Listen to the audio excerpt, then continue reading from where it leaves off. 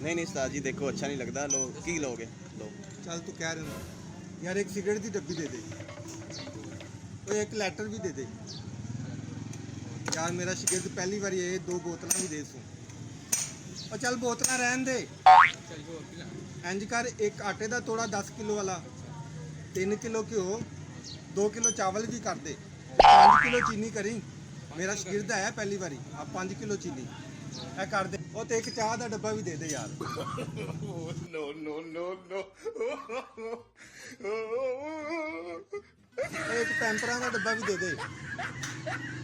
ਉਹ ਭਾਈ ਤੁਹਾਡਾ ਬੰਦਾ ਤਾਂ ਨੱਸ ਗਿਆ ਹੈ। ਇਹ ਭੱਜ ਗਏ ਓਏ। ਅੱਜ ਇਹਨੂੰ ਸਬਕ ਹੀ ਸਿਖਾਉਣਾ ਸੀ। ਇਹ ਹਰ ਕਿਸੇ ਨੂੰ ਲੈ ਆਂਦਾ ਦੁਕਾਨ ਤੇ, ਆਓ ਤੁਹਾਨੂੰ ਬੋਤਲ ਪਵਾਈਏ, ਤੇ ਅੱਗੋਂ ਆਪ ਹੀ ਪੀ ਕੇ ਨਿਕਲ ਜਾਂਦਾ ਹੈ। ਕੰਜੂਸ ਦਾ ਬੱਚਾ। ਇਹਨੂੰ ਵੀ ਅੱਜ ਪਤਾ ਲੱਗਿਆ ਨਾ, ਮੈਂ ਇਹਦਾ ਉਸਤਾਦ ਹਾਂ।